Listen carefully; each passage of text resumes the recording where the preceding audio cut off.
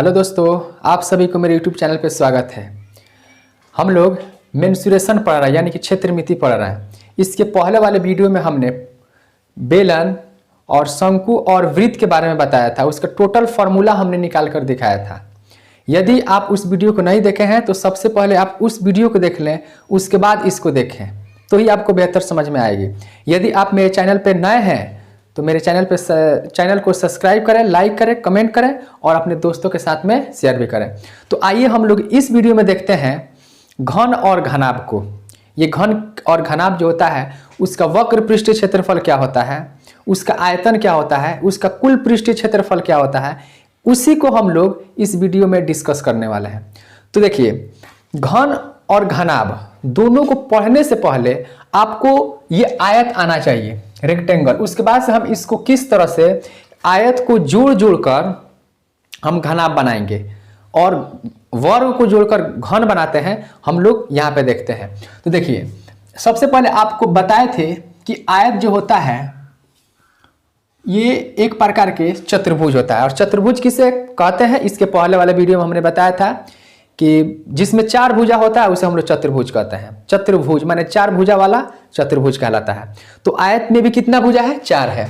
एक ये दो, ये तीन और ये चार भुजा है। तो आयत में भी चार भुजा होता है, वर्ग में भी चार भुजा होता है। तो आयत की जो प्रत्येक भुजा जो होता है वो कभी भी आपस में बराबर नहीं होता, बल्कि आयत में आमने सामने की भुजा बराबर होता है, लेकिन घन में प्रत्येक भुजा आपस में बराबर होता है।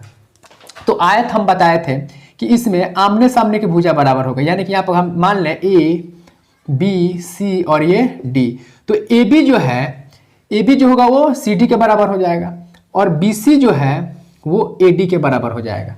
तो वैसा चतुर्भुज जिसके आमने सामने की भुजा बराबर होता है उसे हम लोग आयत कहते हैं। और ये भी बताए थे कि आयत के प्रत्येक कोण 90 डिग्री का होता है। इस बात को भी याद रखना आपको। और इसके विकर्ण की बात करें तो विकर्ण भी आपस में बराबर होता है। आप स्केल के द्वारा बिल्कुल सीधा खींचेंगे, इसका विकर्ण भी आपस में बराबर होता है। तो ये आयत है। तो यहां पे हम पहले आपको बता दें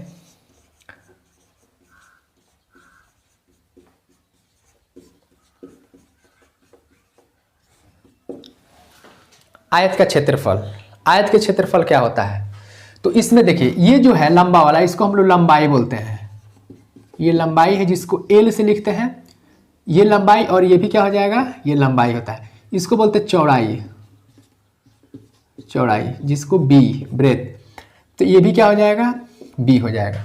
तो ये लंबाई और ये भी लंबाई और ये चौड़ाई होता है। तो आयत का क्षेत्रफल क्या होता है? लंबाई इंटू चौड़ाई। तो लंबाई और चौड़ाई को हम लोग क्या बोलते हैं? आयत का क्षेत्रफल, जिसको हमेशा L इंटू बी से हम लोग लिखेंगे। इस बात को याद रखना, हमेशा L और इंटू बी का ही इस्तेमाल इसमें करेंगे। L से लंबाई और B से चौड़ाई होता है, लेंथ और ब्रेथ। अब बात करते हैं ये कितना था। वहां पे हमने वृत्त में 4 फॉर्मूला बताया था, वेलन में 3 और शंकु में 3। टोटल कितना हुआ था? 10। अब यहाँ पे 11 नंबर फॉर्मूला है। ये आयत का क्षेत्रफल लंबाई गुणे चौड़ाई। 12 नंबर की बात करें तो आयत का परिधि या परिमाप।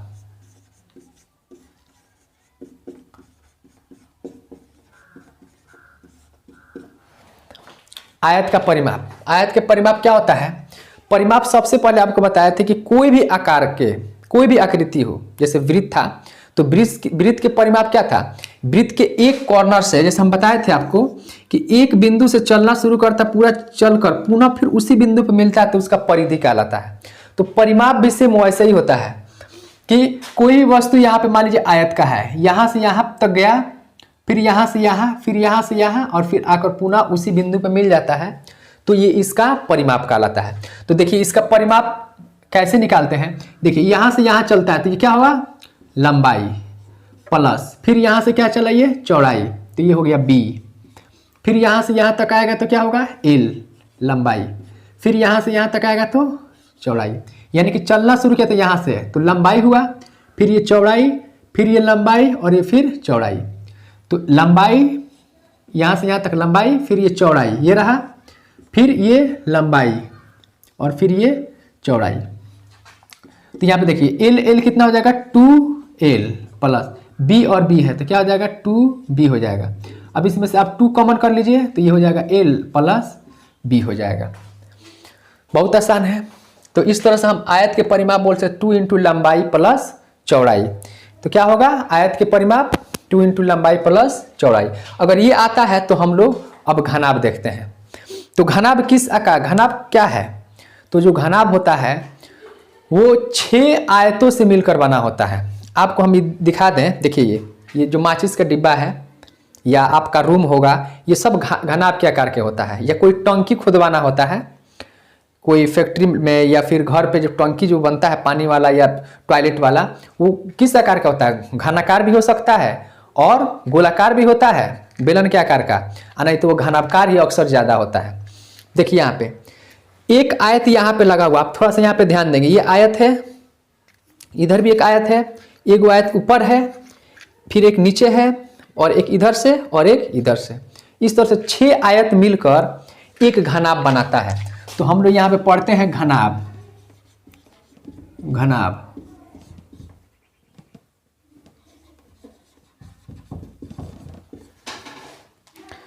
हम लोग पढ़ते हैं घनाभ। तो घनाभ क्या होता है पहले इसका डायग्राम बना के दिखा देते हैं आपको।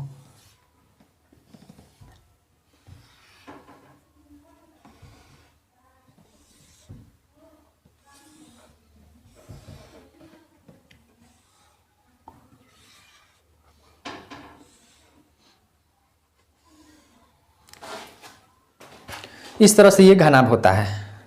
इस तरह से क्या हुआ? घनाभ हुआ। तो घनाभ में तो इस तरह से ये क्या होता है? ये घनाभ है। अब घनाभ जब आएगा तो घनाभ पे लंबाई, चौड़ाई और ऊंचाई भी आएगा। देखिए यहाँ पे आयत था तो आयत में केवल लंबाई और चौड़ाई देता है, केवल लंबाई और चौड़ाई रहेगा। लेकिन जब भी घनाभ कहेगा तो घनाभ में लंबाई, चौड़ाई और ऊंचाई ये तीनों दिया रहता है। तो अब इसी हिसाब से जैसे हम आपको यहाँ पे एक फिगर दिखाते हैं, जैसे ये माचिस है, तो ये माचिस की जो डिब्बी होता है ये एक घनाभ के आकार का होता है। इसमें देखिए क्या है, ये लंबाई है और ये चौड़ाई है, इसका ये वाला चौड़ाई है, ये लंबाई और ये चौड़ाई, और ये इसका क्या होगा? ऊंचाई होगा। लेकिन यदि अगर आयत रहता तो केवल इसमें लंबाई और चौड़ाई रहता है, लेकिन ये घनाभ है इसलिए इसमें लंबाई, चौड़ाई और ऊंचाई तीनों दिया जाएगा। तो इसी हिसाब से देखिए आयत जो होता है वो कितने ये जो घनाभ होता है वो कितने आयत से मिलकर बना होता है? तो पूरा 6। जैसे देखिए आप जिस घर में रहते हैं, जिस रूम में रहते हैं, एक फर्श सीलिंग है, एक नीचे फर्श और चारों दीवार, 6 फलक यानी कि 6 आयत जब मिलता है ना तब घनाभ बनता है। जैसे ये माचिस का डिब्बी देख रहे हैं, एक इधर और एक इधर, 2, ये 3 और ये 4, एक नीचे और एक ऊपर, पूरा कितना हुआ? 6 हो जाता है। तो देखिए आप इसमें लंबाई हो गया, ये चौड़ाई और ये ऊंचाई हो गया। तो घनाभ का वक्र पृष्ठ क्षेत्रफल, तो घनाभ के वक्र पृष्ठ क्षेत्रफल निकालने के लिए देखिए ये लंबाई है, ये लंबाई प्लस फिर ये चौड़ाई है तो चौड़ाई हो गया, फिर यहाँ से यहाँ तक आते हैं तो ये क्या होगा? लंबाई होगा, और फिर ये क्या होगा? चौड़ाई हो जाएगा। तो इस तरह से एल एल यहाँ पे क्या हो जाएगा? 2l प्लस b और b जोड़ेंगे तो कितना होगा? 2b हो जाएगा। लेकिन ये आयत का परिमाप हुआ, जैसे यहाँ पे अभी आपको बताए हैं, देख रहे हैं ना, ये आयत के परिमाप हुआ। हमको निकालना है घनाभ का परिमाप। तो घनाभ में ऊंचाई भी होता है, तो इसलिए उसकी ऊंचाई यानी कि ऊंचाई से इसमें मल्टीप्लाई करेंगे। एक चीज आपको बता दें कि घनाभ का वक्र पृष्ठीय क्षेत्रफल क्या होता है? तो वक्र पृष्ठीय क्षेत्रफल होता है चारों दीवार और नीचे का फर्श, जब पांचों को मिलाते हैं तो घनाभ का वक्र पृष्ठीय क्षेत्रफल होता है। और चारों दीवार और ऊपर सेलिंग और नीचे फर्श, ये 6 को जब जोड़ते हैं तो इसका कुल पृष्ठीय क्षेत्रफल वो कहलाता है। जैसे हम लोग गड्ढा टंकी बनवाते हैं तो टंकी केवल नीचे से होता है और चारों दीवार होता है, ऊपर से बिल्कुल खुला होता है जिस पर हम लोग सिलाफ रखते हैं, बाद में उसको सिलाफ से बंद करते हैं। तो केवल टंकी तो चारों दीवार ही होगा और फिर नीचे फर्श होगा, तो उसके लिए हम लोग घनाभ का वक्र पृष्ठ के क्षेत्रफल का इस्तेमाल करेंगे। ठीक, या आप चांदनी देखते हैं शादी विवाह में गिरता है जो समियाना, तंबू, चारों दीवार पर्दा चारों तरफ से पर्दा होता है और ऊपर से ढका होता है, नीचे से खुला होता है, वो भी वक्र, यानी कि ऊपर या नीचे किसी एक को जब गायब कर देते हैं तो उसका वक्र पृष्ठ कहलाता है।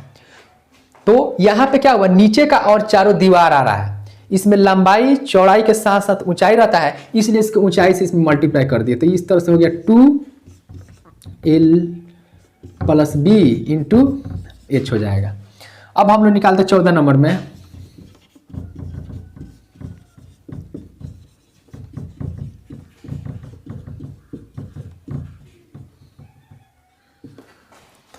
घनाभ का कुल पृष्ठीय क्षेत्रफल। अब आपको समझाने की, यहाँ पे ईमानदारी से समझना आपको, तो ही आपको बेहतर समझ में आएगा। देखिए इसमें देखिए घनाभ, घनाभ कितना है, सॉरी ये तो घनाभ है ना, ये आयत है, कितना आयत है, 1 2 3 4 5 6, तो यहाँ पे लिखते हैं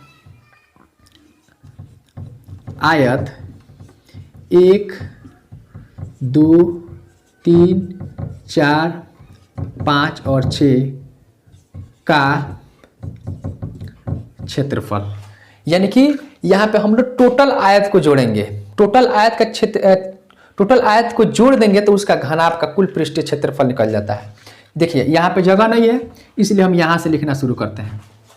तो देखिए आप पहले इसका क्षेत्रफल लेंगे, तो इसका क्षेत्रफल क्या होगा, लंबाई इंटू चौड़ाई, लंबाई इंटू चौड़ाई प्लस ये ऊपर वाला का हो गया। अब ठीक उसी प्रकार एक नीचे भी है, तो इसके लिए भी क्या होगा, ये इसका, या आप ऐसे शुरू कीजिए, बेहतर समझ में आएगा आपको। एक से एक का क्षेत्रफल, ये लंबाई इंटू चौड़ाई, तो चौड़ाई ये आयत में लंबाई है और ये घनाभ में जब लगाएंगे तो ये h होगा, तो इसलिए यहाँ पे हम लगाएंगे लंबाई इंटू ऊंचाई हो जाएगा, प्लस इसका क्षेत्रफल हो गया।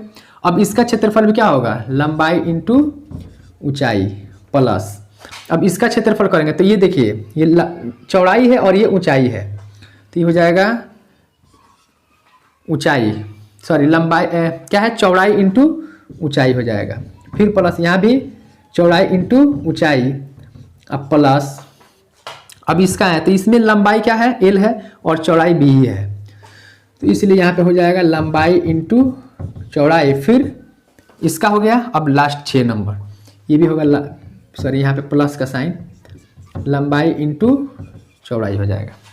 याद रखना आपको, यहाँ पे आयत है तो ये आयत घनाभ में जब इसको लगाएंगे तो ये लंबाई का काम करेगा, और ये ऊंचाई है, आप ध्यान दीजिएगा यहाँ पे ये वाला है, तो ये लंबाई है और ये ऊंचाई का काम कर रहा है, इसलिए हम यहाँ पे h लिखे हैं। यहाँ पे बात करें, यहाँ पे देखिए ये चौड़ाई है तो इसलिए चौड़ाई लिख दिए हैं, और ये ऊंचाई का काम कर रहा था इसलिए यहाँ पे हमने इसको ऊंचाई लिखा है। बहुत बेसिक कॉन्सेप्ट है, इसको ध्यान से समझना है तो ही आपको समझ में आएगा। और जब इसकी बात करते हैं इसमें तो लंबाई और चौड़ाई हुआ, क्योंकि ये नीचे वाला देखिए ये लंबाई है और ये क्या है, चौड़ाई है, तो इसलिए ये एक साइड और ये 2 साइड, इसलिए सब दो ले लिए हैं, और सबका क्षेत्रफल वो क्या करते हैं, जोड़ने वाले यहाँ पे। तो देखिए एल में एच से गुणा कीजिए, LH प्लस ये भी हो जाएगा LH, प्लस बी में एच से BH plus BH plus LB plus LB। अब यहाँ पे ध्यान देंगे तो LH कितना हुआ, 2LH प्लस यहाँ पे BH और BH कितना हो गया, 2BH प्लस यहाँ पे कितना LB 2LB, सब में 2 शामिल है, 2 को कॉमन कर लेंगे तो ये 2 into LH plus BH plus LB। देखिए बहुत आसान है ये।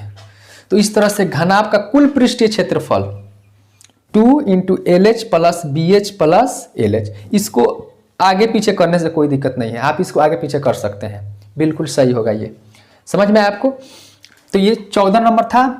अब एक 15 नंबर हम यहाँ पे लिख देते हैं, जगह नहीं है यहाँ पे लिख देते हैं 15 नंबर।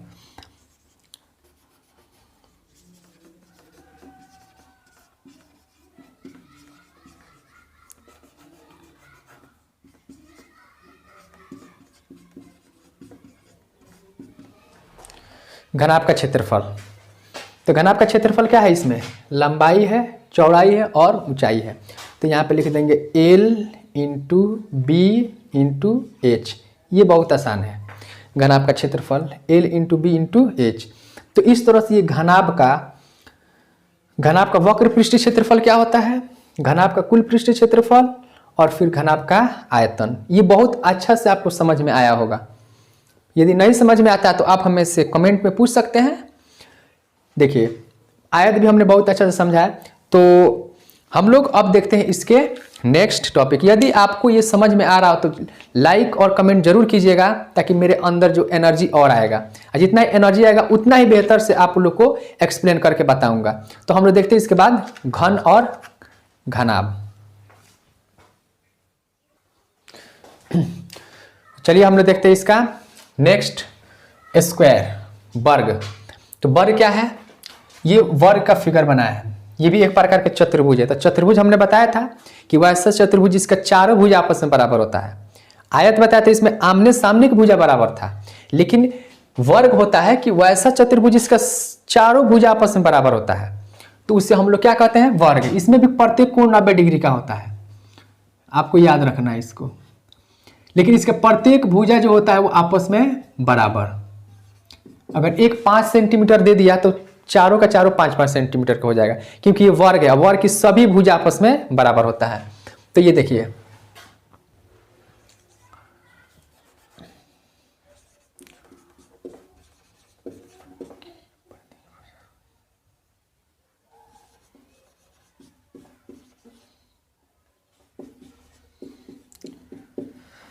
तो यहां पे देखिए वर्ग की वक्र पृष्ठीय क्षेत्रफल। तो वर्ग की वक्र पृष्ठीय क्षेत्रफल क्या होता है, तो बताए थे कि जब भी पृष्ठीय क्षेत्रफल आएगा तो वक्र पृष्ठीय या इसको परिमाप, वर्ग का वक्र पृष्ठ तो नहीं पूछता है, ये वर्ग का परिमाप ही पूछा जाता है अक्सर। आपको याद रखना है इसको।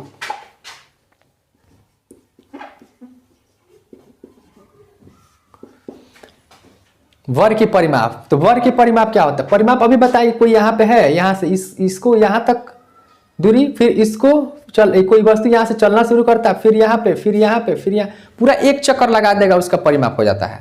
तो देखिए यहाँ से यहाँ तक आएगा तो ए आएगा, फिर यहाँ से यहाँ तक जाता है तो भी ए आएगा, फिर यहाँ से यहाँ तक जाता है तो ए, फिर यहाँ से आएगा यहाँ पे ए। तो इस तरह से कितना हो गया, जोड़ दो 4a हो गया। वर्ग की परिमाप बहुत आसान है। वर्ग का परिमाप 4a, ये चारों भुजाओं का योग कर देंगे। सम ऑफ 4 साइड्स, यानी कि वर्ग की जो परिमाप होता है, चारों भुजाओं को आप जोड़ दो, उसका परिमाप निकल जाता है। अगर इसका क्षेत्रफल की बात करें,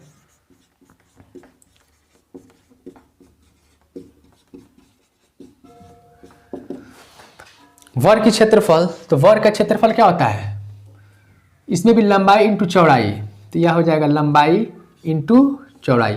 तो लंबाई और चौड़ाई तो बिल्कुल बराबर है। इसमें लंबाई और चौड़ाई नहीं लिखते, यहाँ पे हम लंबाई और चौड़ाई लिखे हैं, तो ये आप ऐसे मत लिखिएगा, क्योंकि ये इसमें लंबाई और चौड़ाई होता ही नहीं है। सबसे अच्छी बात है कि इसमें लंबाई और चौड़ाई होता ही नहीं है। बस आप इसको एल भी यहाँ पे ए है और बी भी ए, क्योंकि दोनों समान है, तो इसलिए लिखेंगे ए इंटू ए, यानी कि लंबाई इंटू चौड़ाई के लिए। तो ये दोनों में मल्टीप्लाई कर लीजिए, आप क्या हो जाएगा ए स्क्वायर, या इसको हम लोग ऐसे बोलते हैं भुजा स्क्वायर, या इसको बोलते हैं साइड स्क्वायर, ये भी हो जाता है वर्ग। तो ठीक इसी पर जो ये बना है, वैसे ही यहाँ पे हम लोग 6 वर्ग को जोड़ के घन बनाते हैं, घनाभ नहीं। आयत को जब जोड़ते हैं तब घनाभ बनता है, लेकिन यहाँ पे अब हम घन को जोड़ने वाले हैं, और घन को जोड़ेंगे, सॉरी वर्ग को जोड़ेंगे तो घन बनेगा। देखिए आप,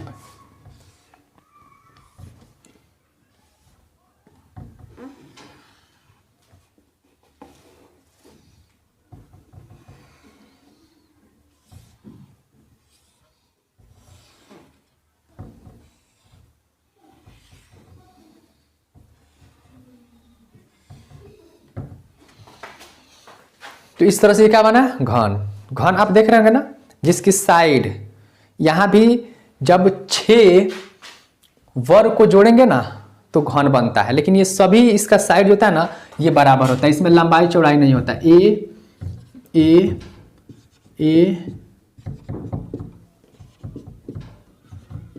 ये सब आपस में बराबर होता है। बहुत आसान है ये। तो हम यहाँ पे लिखते हैं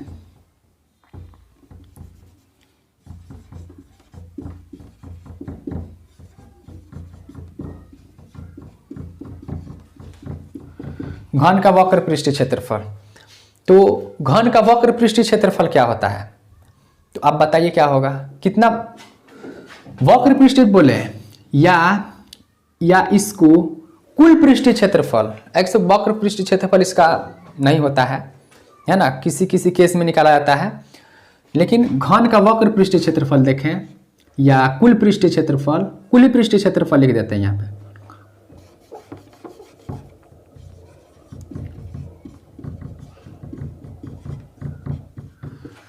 तो कितना वर्ग है, एक नीचे, तो नीचे है तो उसका स्क्वायर, यानी कि एक नीचे का वर्ग है तो वर्ग का क्षेत्रफल क्या होता है, ए स्क्वायर। तो नीचे लगा हुआ है तो ए स्क्वायर प्लस फिर ऊपर का ए स्क्वायर प्लस 4 साइड से, तो ए स्क्वायर ए स्क्वायर ए स्क्वायर और ए स्क्वायर, एक ऊपर एक नीचे और चारों दीवार। चूंकि सब वर्ग है इसलिए वर्ग का स्क्वायर लगा देंगे, यानी कि वर्ग का क्षेत्रफल हम लगाएंगे। तो सबको जोड़ लीजिए, कितना हो जाएगा, 6a स्क्वायर हो जाएगा। बहुत आसान है। और फिर घन का आयतन आता है, घन का आयतन। तो घन का आयतन क्या होता है, लंबाई गुणे चौड़ाई गुणे ऊंचाई। तो इसमें लंबाई चौड़ाई ऊंचाई होता है नहीं, तीनों बराबर होता है। तो इसलिए लंबाई के लिए a, चौड़ाई भी a और इसका ऊंचाई भी a हो जाएगा। क्योंकि लंबाई चौड़ाई ऊंचाई वर्ग में नहीं होता है, घन में नहीं होता है, घनाभ में लंबाई चौड़ाई और ऊंचाई होता है। यहाँ पे तीनों साइड आपस में क्या होता है, बराबर होता है। तीनों में आप मल्टीप्लाई कर लें, क्या हो जाएगा, a³ हो जाएगा। तो इस तरह से घन और घनाभ हमने कंप्लीट कर दिया। टोटल फॉर्मूला आप याद कर लें, जब हम क्वेश्चन को बनाएंगे बहुत ही बेहतर आपको समझ में आएगी। यदि ये वीडियो आपको अच्छी लगी तो मेरे चैनल को सब्सक्राइब करें, लाइक करें, कमेंट करें और अपने दोस्तों के साथ में शेयर करें। अब हम लोग देखते हैं इसके नेक्स्ट जो फिगर था, यानी कि गोला, अर्धगोला, हम इसके बाद वाले वीडियो में देखते हैं। आप इसका स्क्रीनशॉट ले लें।